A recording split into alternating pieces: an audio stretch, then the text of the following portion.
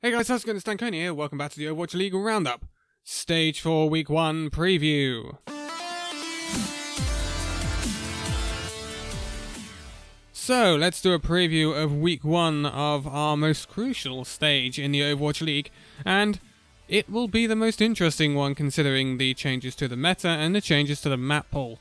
One quick bit of news. Our current champions, London Spitfire, have decided to part ways with their head coach, Coach 815.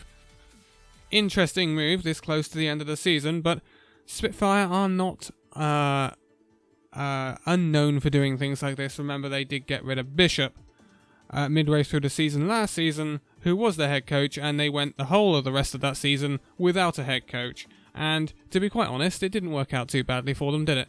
So I'm assuming that London Spitfire probably won't hunt for a head coach now. They will probably carry on with their two normal coaches, J-Phil and Agape. And we will see where that takes a Spitfire.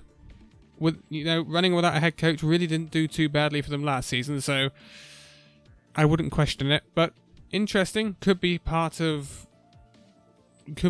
down to their Stage 3 performance. They did have a torrid Stage 3. I think London... Perhaps the higher-ups in London are not too happy with their current win-loss ratio.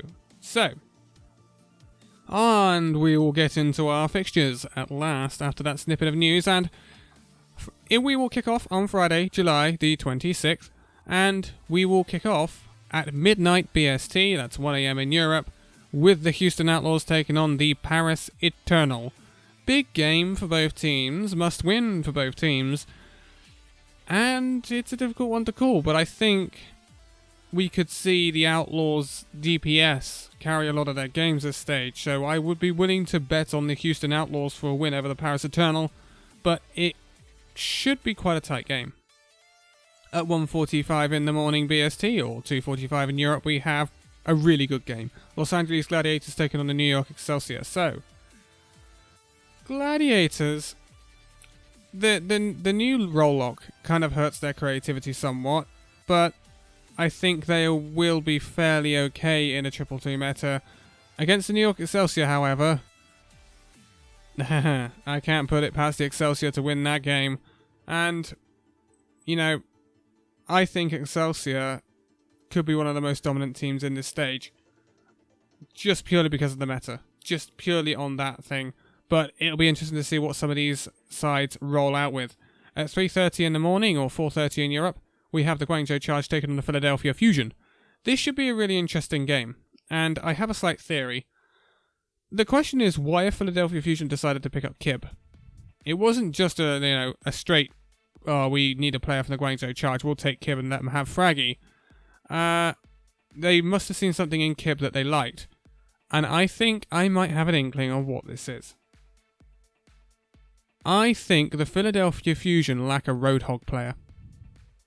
And if there is one thing I know about Kib, he is a bloomin' good Roadhog. So, I think that is why the Philadelphia Fusion have picked up Kib. And if that is the case, then that kind of gives us a clue on what sort of comps we are going to be seeing, i.e. Bunker. Who do I think will come out on top on this game?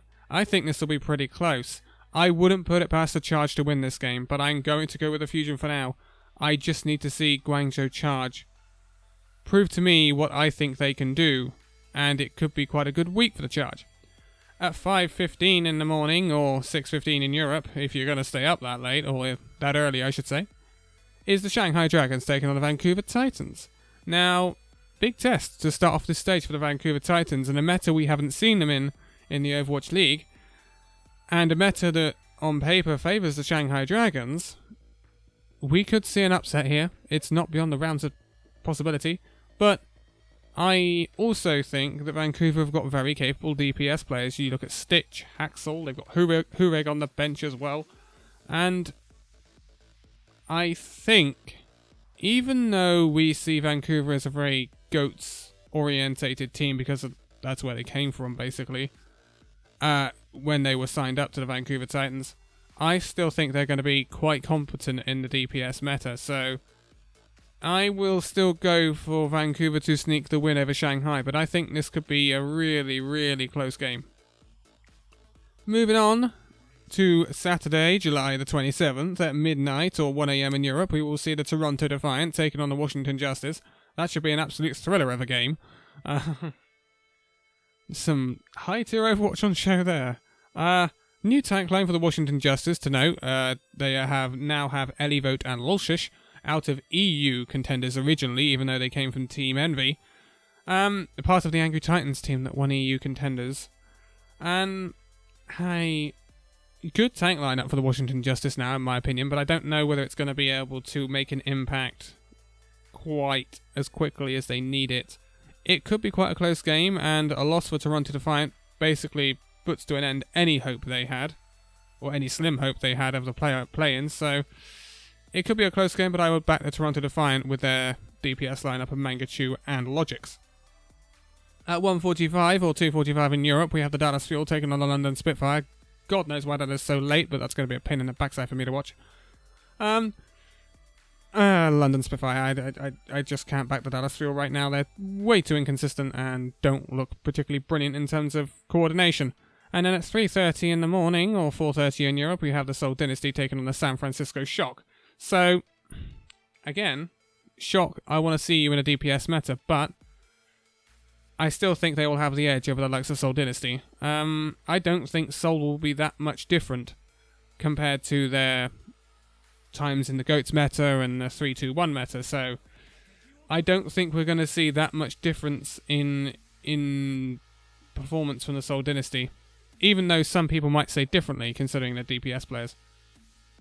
One thing to note is Munchkin won't be playing for Seoul Dynasty this stage because he's going to stay in Korea, which basically I would have thought means he's out of the Overwatch League for next season, because I wouldn't otherwise know why he was staying in Korea. But I would expect San Francisco Shock to come out with a win there.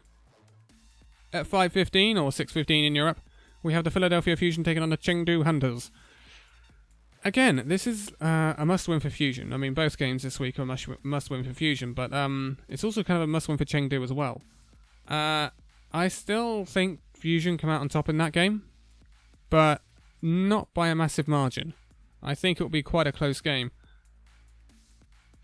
It all remains to see how good of a Orisa they've got if we do go into Bunker, and it all remains to see, will we see Carpe pop off like he did last season? If he does, he could carry the Fusion to a playoff spot and definitely a play-in place anyway. So I would still go for a Fusion victory there. At 8 PM, we will see the Paris Eternal take on the Los Angeles Valiant. I can't see past the Valiant for that one. Their upturn in form was kind of halted in the playoffs against San Francisco Shock, but I think they will carry that on in the regular season. They should get wins over the likes of the Paris Eternal in their current state. So I would expect the Los Angeles Valiant to win, but you never know. If Paris go 2-0 this week, it's been a fantastic week for Paris, and they're right back in the play-in hunt. But I don't have that much confidence in Paris Eternal. They have to prove a lot of things to me if they're going to start getting backed for wins. So, at 9:45 or in the UK, or 10:45 in Europe, you have the Boston Uprising taking on the Guangzhou Charge. Again, this is a game I would probably back the Charge for, because I think their DPS is far superior to the Boston Uprising, even though the Boston Uprising's tank lineup is probably better, and their communication is probably better than the Guangzhou Charge. I think we're going into a meta where we might see DPS carry teams to victories. So I would back the Guangzhou Charge for that one. At 11:30 or midnight in Europe, we have the Los Angeles Gladiators taking on the Houston Outlaws. Even though the Houston Outlaws are on a rich vein of form, I still see the Gladiators winning. I think they have just a bit too much quality for the Houston Outlaws right now.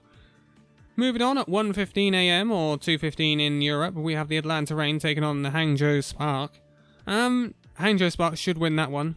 They have some very good players and some very capable DPS players, and I don't see the Atlanta Reign having the coordination to beat off a very well-coordinated Hangzhou Spark team. So I think Hangzhou will have a steady stage and see themselves through. But I would expect them to get a win over there, but it might not be a clean 4-0 by any means. Moving on to the last day of fixtures, 8 PM on the Sunday, we have the Shanghai Dragons taking on the Seoul Dynasty. This is a big, big match because this could have playoff implications, big time. Winner of this match could really, put the other on back foot. So, in terms of predicting it, Shanghai really need to win, but for Seoul, they need to win also. It's difficult. It's a difficult week for both teams, and I think the Shanghai Dragons should be able to take a win over the Seoul Dynasty, simply because I think their DPS are on slightly better form than the Seoul Dynasties are right now, and I think the coordination is there for the Shanghai Dragons. Even though we were seeing 3 DPS comps from Shanghai last stage, I think they should be able to translate quite well, and they do have Envy on their team, I believe, now, so they do have a very capable diva. But I think it will be a close game. Quarter to 10 or quarter to 11 in Europe, we have the London Spitfire taking on the Toronto Defiant. If London can do what they are meant to do, I say meant to do what they should be able to do with the quality on their team, they should be able to go 2-0 and quite easy this week. This should be really over the Toronto Defiant. You should be able to sweep them aside if you're London Spitfire, but Spitfire made a really difficult job of beating the Washington Justice last stage, so who knows what the London Spitfire are going to turn up with. At 11:30 or midnight in Europe, you have the Vancouver Titans versus the Florida Mayhem. There couldn't be any more of a one-sided match if you asked for one. Vancouver really should win this 4-0, and if they don't, I'd be very, very surprised. There's not really much more to say about that one. There really isn't. It's as one-sided as you can get. Top versus bottom of the league. And then, lastly, creeping into the Monday morning, 1:15 in the UK, or 2:15 in Europe, we have the Boston Uprising taking on the Chengdu Hunters. This one is really difficult to call. Really difficult. Mainly because it depends on which Boston Uprising turns up. If the Boston Uprising is well coordinated, turns up, then I think we will see Boston actually run out quite easy winners. But if we see a Boston that's slightly disjointed turn up, then I think Chengdu could run away with it. So it's a very difficult one to call. I will back the Boston Uprising. I reckon they've probably done some stuff in the offstage and really bucked up their ideas, considering they had a fairly miserable stage 3. But when you look at this week, it's a big teller week for the Boston Uprising and the Chengdu Hunters. Because if one of those teams goes 0-2, that's basically that team out of the play-in hunt, in my opinion, unless there's a really big turnaround. But those are your fixtures for week 1 of stage 4. I honestly cannot believe how much content has been going up on this channel this past 2 weeks. It has been crazy, what with Hero 31, i.e. Sigma, who is not going to be in stage 4, before you get any ideas. Whether he'll be in playoffs or not, I'm not sure. That would be a pretty big and bold move for the league to put him in the playoffs, but it's happened before. Obviously, 222 roll lock in the game and in the Overwatch League. Obviously, all the build-up to Overwatch League Stage 4, the win conditions and all that. There has been an incredible amount of content going up on the channel, so it might suddenly die down for a week or 2, where we will keep up with the Roundup, but there won't be too much else, and then we'll get into some more base Overwatch game content. Hopefully. Anyway, I should be going on about that in a League Roundup video. Those are your fixtures for week 1 of stage 4. We are back into the groove of things for our last stage, actually ever, because there are no stages from here on in. And this should be a really entertaining stage. Should be some really entertaining games coming up in the next couple of weeks. And we will finally find out who's going to go to Philadelphia. But for now, thank you guys so much for watching this video. If you liked it, give it a like, subscribe if you're new, and I will see you in the next video. See you then.